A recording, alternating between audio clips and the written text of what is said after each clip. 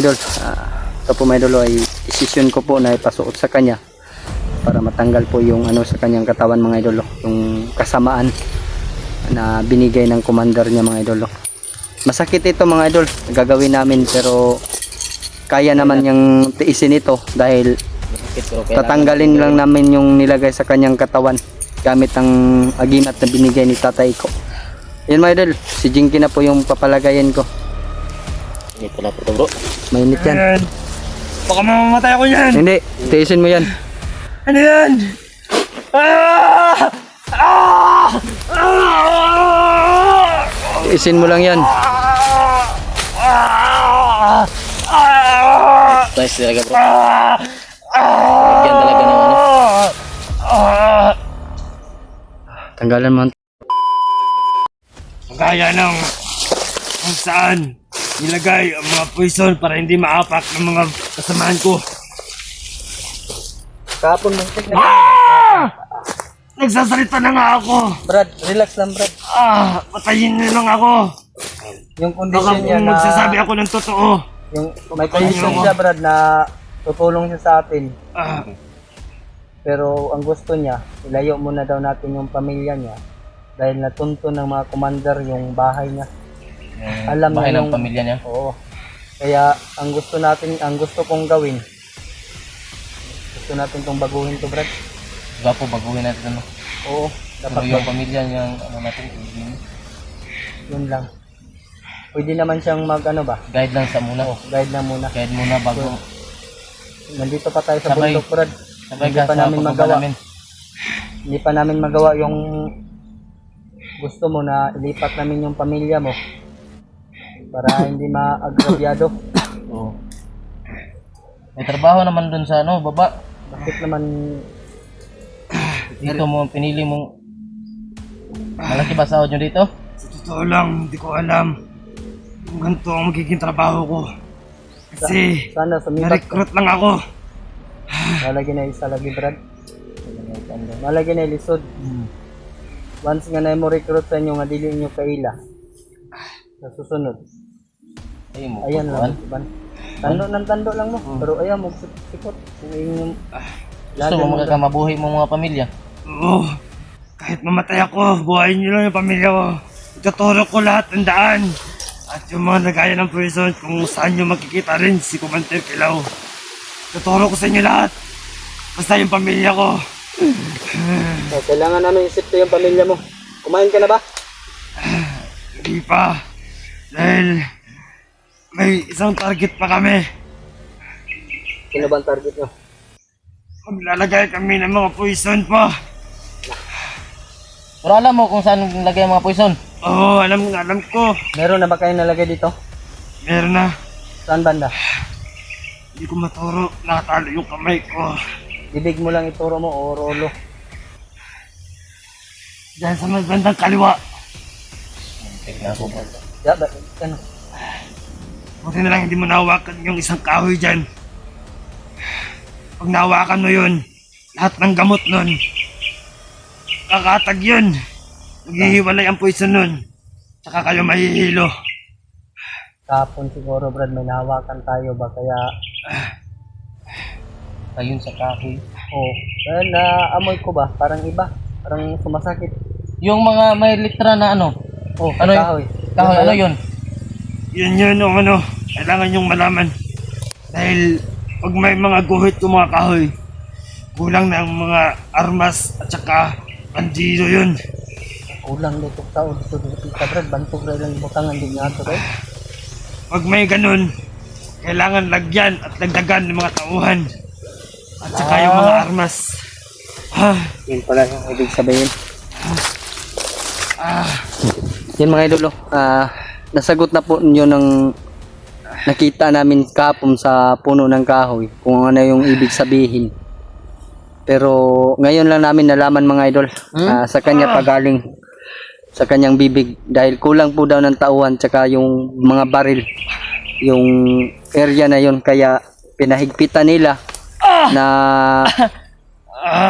pasukan ng mga hunters tulad namin mga idol dahil kulang sa tao. Siguro magandang area na yun mga idol safety, kaya ginawa nila yun, no, lagyan ng poison. Pwede. Sa imong condition, Brad, Sige, tatabangan ka na mo. tutulungan ka namin. Mababait naman kami, hindi naman kami masasama, kaming mga hunters. Wag mo lang kami ipahamak. Huwag mo lang kami ipahamak dahil Yung ulo mo, bibiakin ko talaga. Alam mo ba, mabiyak wasakin namin yung ulo mo. Bro, Ha? taga isa nag-orasyon, be. Para na yung mga exercise, no? Oh. Masigwap, na-hypnotize po ning bataa ba? Isa Bro, kabalo. para hindi to mag-ano, bro. Pakwintas lang natin to ang Norwil. Pwede ra po. Kasi may orasyon to eh. Pwede naman. Pero wag na lang sana yan. Mabigat yan, bro. Ito yun. Sige, ikaw mag-orasyon, bro. Kasi manghihina talaga ako pag ano. Ikaw na lang maglagay sa kanyang leg, bro. Sige. Tanggalan mo yan ng ano. Yan, my idol. Ito po, my idol, ay decision ko po na ipasuot sa kanya para matanggal po yung ano sa kanyang katawan, mga idol. Yung kasamaan na binigay ng commander niya, mga idol. Masakit ito, mga idol. Gagawin namin pero kaya naman yung tiisin ito dahil Masakit, bro. Kailangan tatanggalin lang namin yung nilagay sa kanyang katawan gamit ang agimat na binigay ni tatay ko. Yan, mga idol, si Jinky na po yung papalagayin ko. Hindi ko na po to, bro. Mainit yan. Ayan. Baka mamamatay ako yan. Hindi, tiisin mo yan. Ano yan? Ah! Ah! Ah! Tiisin mo lang yan. Ah! Ah! Nice talaga, bro. Ah!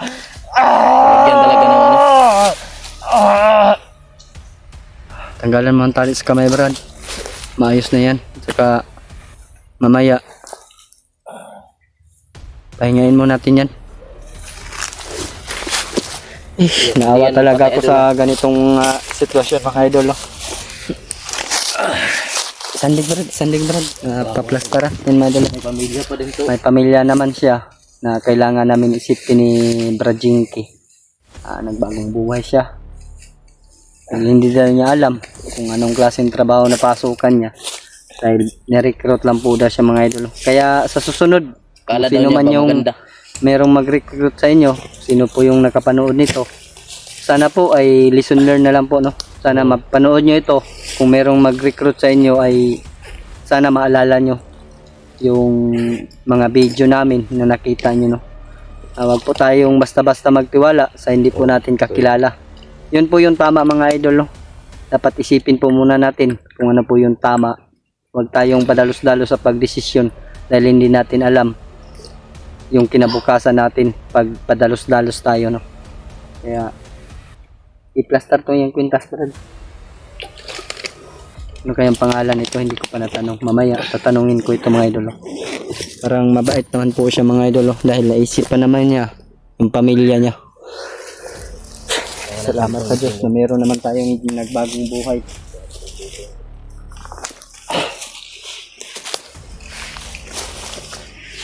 Kailangan yung gising. Tagay tubig na, Brad. Tubig, Pera bro. ka. Pera ka, dong. Ingat po yung kamot, bro. Diba, ha? 10 fingers na na. Baka manubra pa yan. Ibalin sa landong, Brad. Hindi, ito naman na siya. Yung mga idol. Dito ka, bro. Doon ka sa ano. Dito. Hindi niya siguro alam, bro, ba kung nasaan siya. Oo. Nanibago lang yan. Hindi pa ano. Takas talaga yung ano.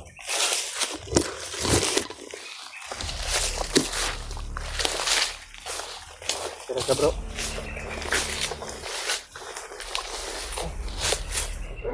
Manto ka pa naman, Jinky. Tama. Minsan na, bro, ha? Kasi nadali na kami dati. Yung ano mo. Yung alam mo ba, bro, yung Pamilya ko. ha? Huwag kang mag-alala. Nahanap niya yung pamilya niya, bro. Ilan ba anak mo, bro? Apat. Kawawa. Pamilya ko. Ayak naman tong batan to. Saan to?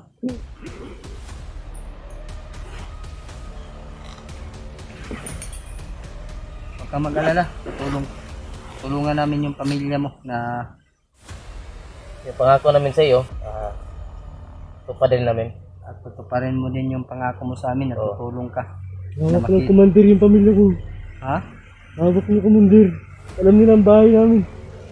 Kailangan natin mailipat yung pamilya niya, bro. Anong plano natin? Lipat mo na yung pamilya o kailangan naman may guide naman tayo. Tuturo ko sa inyo lahat. Ilayin niyo lang pamilya ko. Sige, tumayo ka dyan. Dito ka, maupo ka na mabuti ka. Hindi po inasahan dahil alam po daw ng commander yung Bawa bro. bahay ng pamilya niya. Kaya mo yan. Tiisin mo lang yung ano, Huwag kang mag-alala sa pamilya mo. Dahil ililigtas namin yun ligtas namin ni Brad William. at ililipat namin yun. Kailangan natin maaga maglakbay. Dahil si Commander Kilaw, kailangan na. Kailigtas. Dahil balak ng iipon guys. Balak ko yun ay si Kilaw, Brad. Mabutan natin siya ng maagang panahon.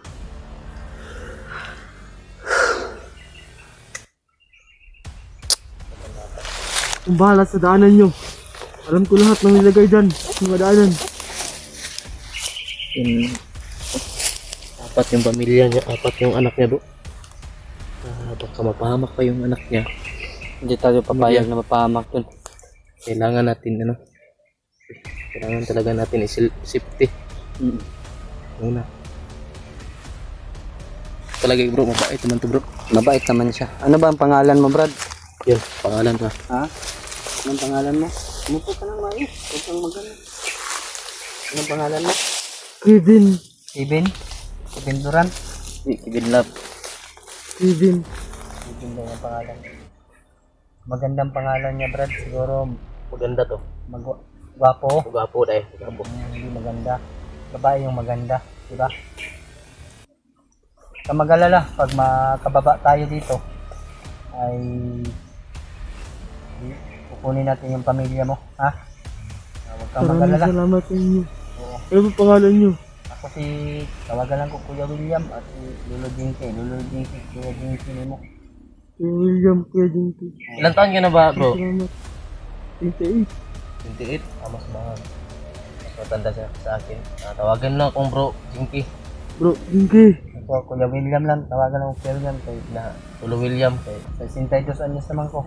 Pero akong nawong, bata pa, akong utok, napasa 13 anyos. Kaya, ngayon, gagawin natin, turo mo lang kung nasaan dinala si Brad Kilaw. Malayo pa ba dito? Malayo pa. Lagi pa. Sana wag natin madaanan yung nilagay yung mga Yun pulso. ang problema natin bro ba? Kung bahala sa Yung inyo. pamilya niya. Kaya nga natin mamadaliin na matonton yung lungga. Huwag lang tayong magpakita doon para Huwag ka lang magpakita Brad. Turo ka lang. Hindi. Tapos tago ka lang para hindi ka makita ni Commander. Hindi. Para yung natin. Pag makita ka sigurado yung pamilya mo. Hindi pa naman na alam na huli niyo ako. Oo. Kaya lang. Ako nang bahala. Turo mo lang kung alam ko na yun nasa isip mo. huwag ka lang mag-alala. Huwag Safety kang natin ang mag-alala. pamilya mo. Safety namin yung pamilya mo. Ha? Maraming salamat. Kuya William, Bro Jinky. Mga idol, handa na po siyang tumulong sa amin para po maabutan namin si Kilaw kung nasaan nilagay at saka yung mga nilagay nilang mga poison mga idol. Siya pala yung leader na naglalagay ng mga mga poison. Buti na lang mga idol na kuha namin siya at nagbagong buhay po siya. At, tulad din namin mga idol. Dati isa kaming masamang tao pero nagbagong buhay po nang dahil po sa mga hunters. Kaya kami naman po ngayon mga idol ay ibinabalik naman po namin sa ibang mga gustong magbagong buhay yung naranasan namin noon na paano kami binagong buhay po ng mga hunters mga idol. Kaya ito po yun, babawi na po tayo kung ano po yung pagkukulang natin noon. Kaya nagpapasalamat ako. Binigyan tayo ng magandang isip o Bro. ehemplo Bro, ng Panginoon. alam mo ba kung saan ang pamilya ni Idlat, bro? Hindi ko po alam yan. Hindi pa daw niya alam, si Kevin. Hindi daw niya alam mga idol. Ang alam na lang niya, si Kilaw. Kaya, ito, dahil siyang tutulong sa amin ni Brajinki na puntahan namin yung lungga ng kapatid ni Kilaw, si Robert. Dahil balak po daw nilang i-hypnotize si, mga idol, si Brad Kilaw. Kaya ayun, alis na po kami ngayon mga idol.